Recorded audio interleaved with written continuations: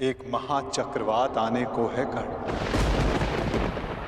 ऐसा विकराल चक्रवात जिससे कोई भी सुरक्षित नहीं रह पाएगा। और मैंने ये सब इसलिए किया ताकि सब इसे सहने के लिए, इसका सामना करने के लिए तैयार हो सके।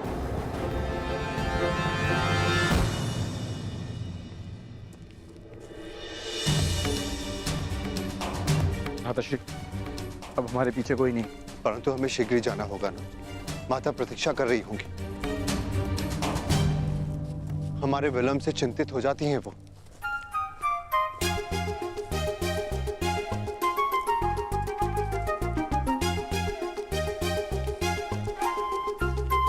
एक क्षण रुकिए आर्यपुत्र। सूर्यास्त हो चला है। आप तीनों ब्राह्मण संध्या बंधन नहीं करेंगे?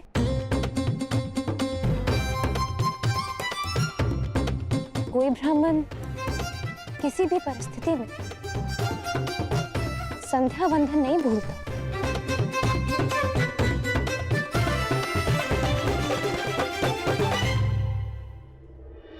अपना परिचय दीजिए आर्यपुत्र। आपका गोत्र, आपका पंथ, आपका नाम क्या है? आपकी पत्नी जानना चाहती है धनुर्धारी।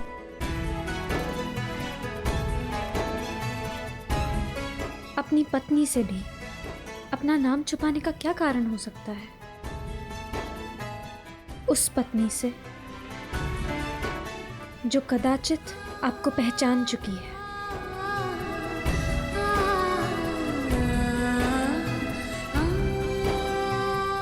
एक पत्नी होने के नाते आपका नाम लेना नीति सम्मत नहीं, परंतु आपकी आज्ञा हो तो क्या मैं आपका संभावित नाम ले सकती हूँ?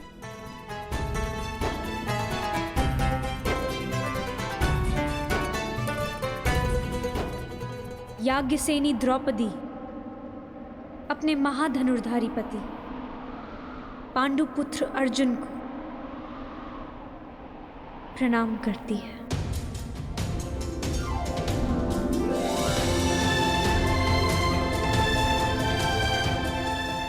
प्रणिपात आर्य अर्जुन।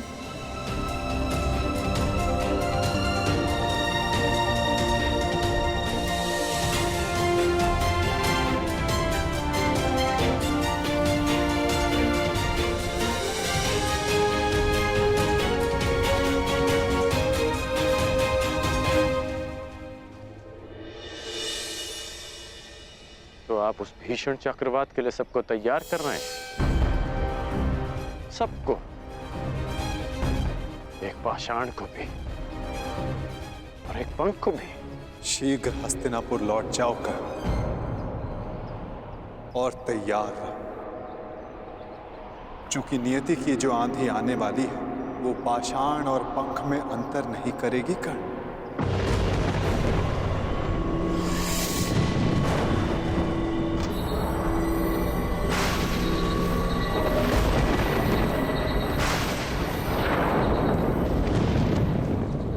लगता है चक्रवात आने वाला है भ्राता।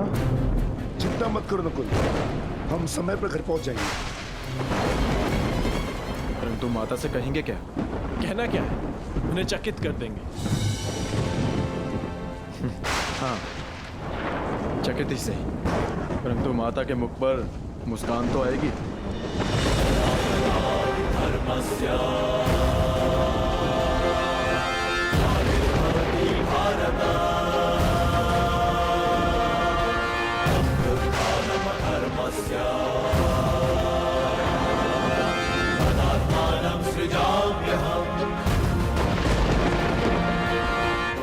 ऐसे भीषण चक्रवात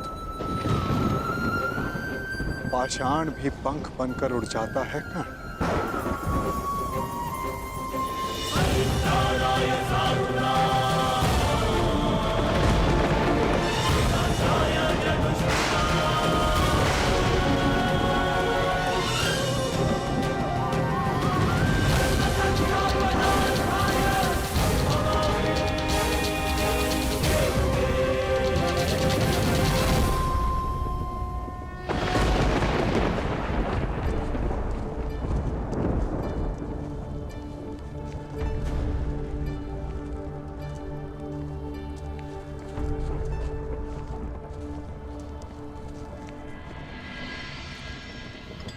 माता देखिए, आज हमने भिक्षा में क्या प्राप्त किया है।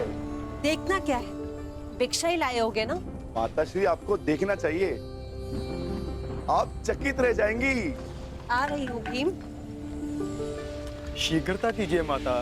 ऐसी भी क्या शीघ्रता, जो भी लाए हो तुम पांचों भाई सदा की भांति उसे आपस में बांट लो।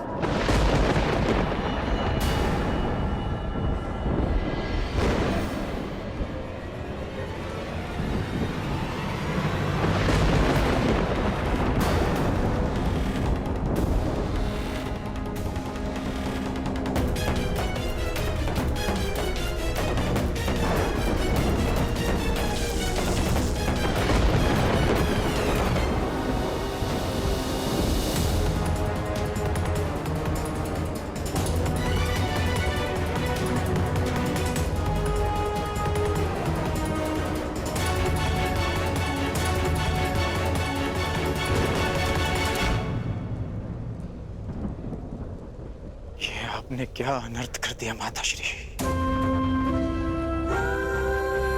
पुत्र, मैंने जो कहा भूलवश कहा।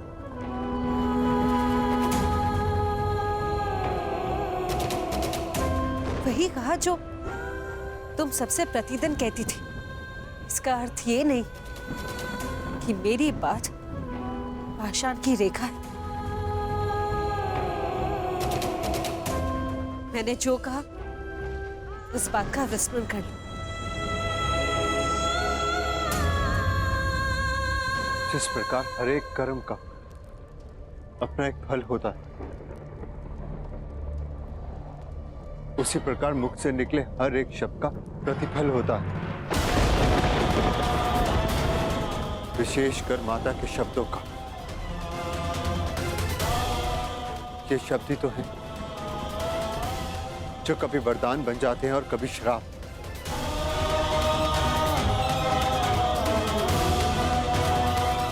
माता का वाग्दान, माता की आज्ञा है, जो ना तो कभी भुलाया जा सकता है और ना लौटाया जा सकता है।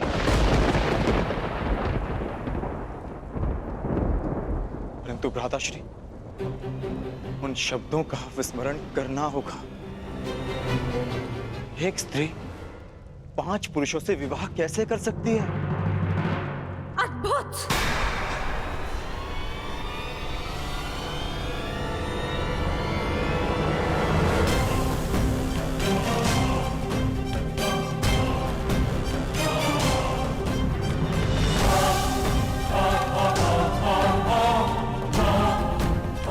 मुझे लगा था कि ये 5 वीर माता के वचनों को उपहास समझकर टाल देंगे, परंतु उस बात पर हंसना तो दूर, एक मुस्कान तक नहीं है किसी के मुख पर।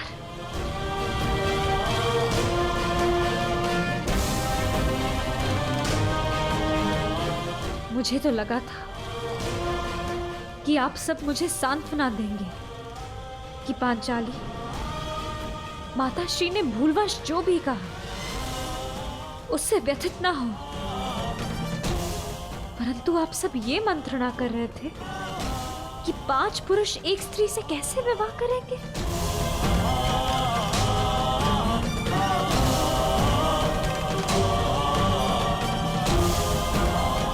जिस स्त्री की लाज, उसका जीवन इन शब्दों ने दांव पर लगा दिया,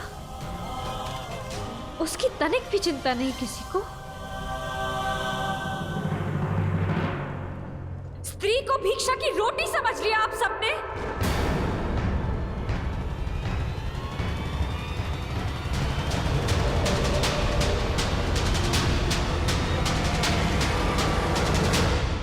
पुत्री, अपने शब्दों के लिए मैं क्षमा मांगती हूँ। नहीं माताश्री, आपने जो कहा वो भूलवश कहा, परंतु इन सब ने जानते समझते आपके साथ उपहास किया था। मेरी क्या भूल है माताश्री? ये 5 भाई ये विवाद कर रहे हैं कि मुझे कैसे बांटना है।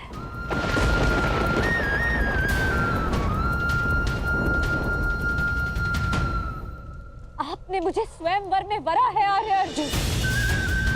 महाधनुष पर प्रत्यंचा चढ़ाकर असंभव लक्ष्य को भेद कर आपने अपनी वीरता तो सिद्ध कर दी, परंतु अपना उत्तरदायित्व नहीं समझा। जिसके बाणों ने आर्यव्रत के समस्त वीरों के बाण काट दिए, वो अपनी माता के वचनों को क्यों नहीं काट सका?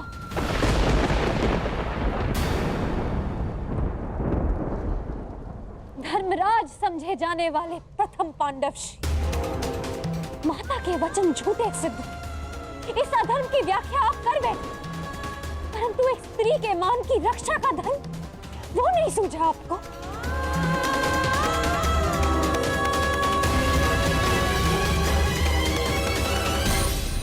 एक परिणीता विवाह के पश्चात जब अपने ससुराल आती है तो उसकी केवल एक ही इच्छा होती है कि उसका नया परिवार उसके घर में उसका स्वागत करे।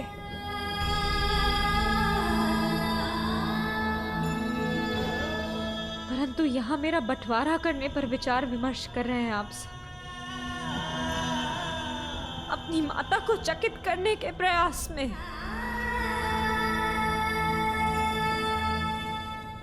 आप सबने मेरा उपहास बना दिया कि अब स्वयं नियति भी मुझ पर हंस रही है। क्या स्त्री एक विजेता का स्मृति चिन्ह है कि एक पल दिखाकर उसे प्राप्त करता है, एक उसे बांटने को कहता है और फिर शेष उसे बांटने की विधि खोजने लगते हैं।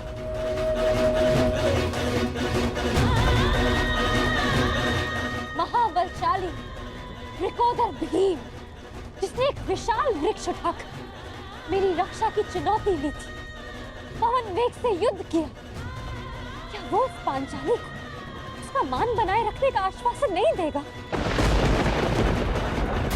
जो पांचाली नियति की आंधियों में उड़ी जा रही है, क्या यही इस पांचाली का प्रारब्ध है आर्या?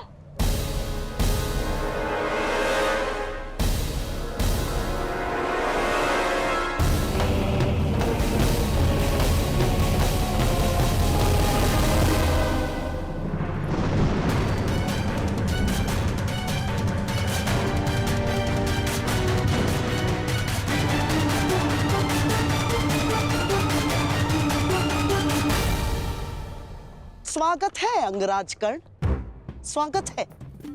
पांचाल से साथ ही निकले थे, यहाँ पहुंचने में बड़ा विलंब कर दिया आपने। मार्ग में कुछ अशुभ घटित हुआ था क्या? नहीं,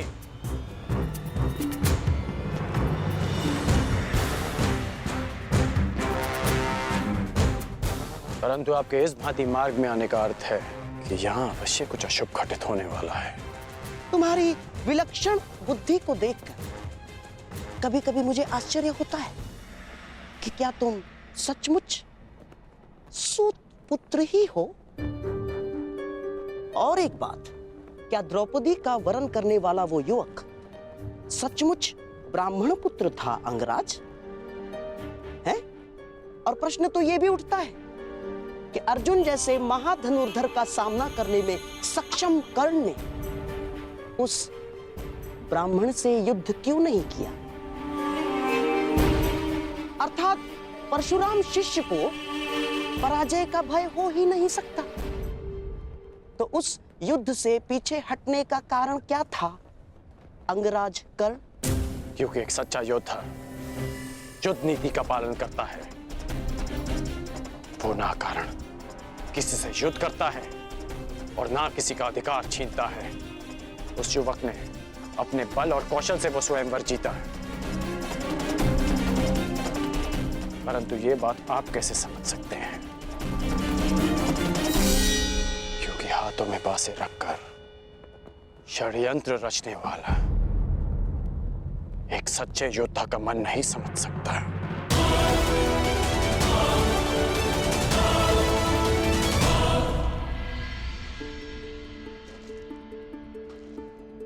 पांचाली,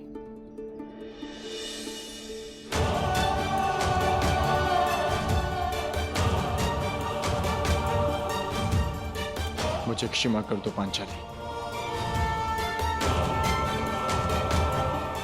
किसी का मंतव्य तुम्हें ठेस पहुंचाना नहीं था।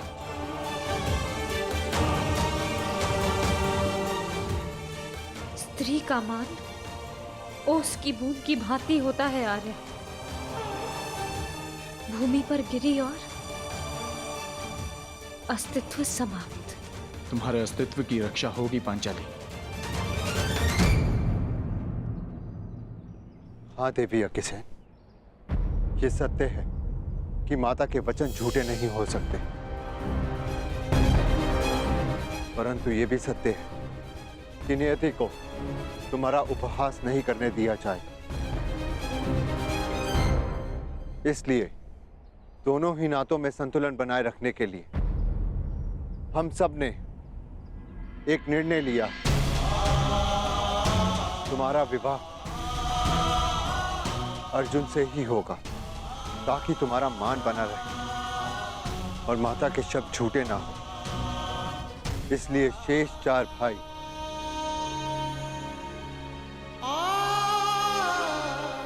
संन्यास लेंगे, संन्यास लेंगे, संन्यास लेंगे।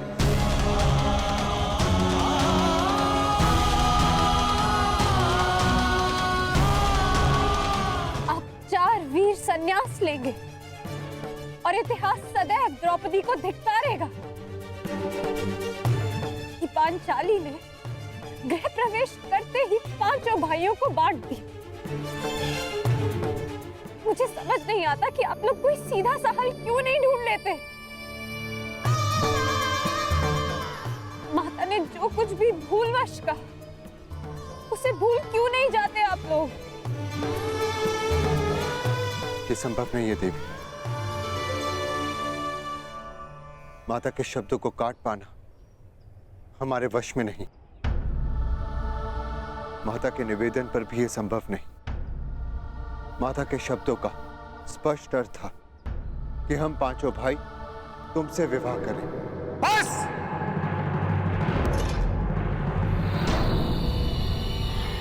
अब एक भी शब्द और मत कहना दुस्साहसी ब्राह्मण।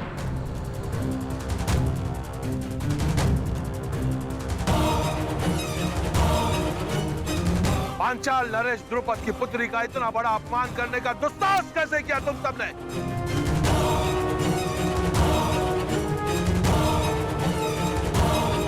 ये तो ईश्वर की कृपा है कि मैं यहां अपनी पुत्री का कुशल क्षेम पूछने आ गया। अन्यथा तुम सब अनर्थ करने जा रहे थे। पुत्री, तुम इसी क्षण पांचाल की ओर प्रस्थान कर रही हो और मैं युद्ध में इन सब का वध करूंगा।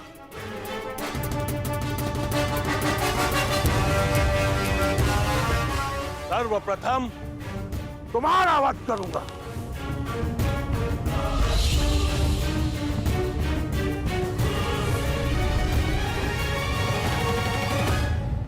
ठहरिए पांचाल नरेश।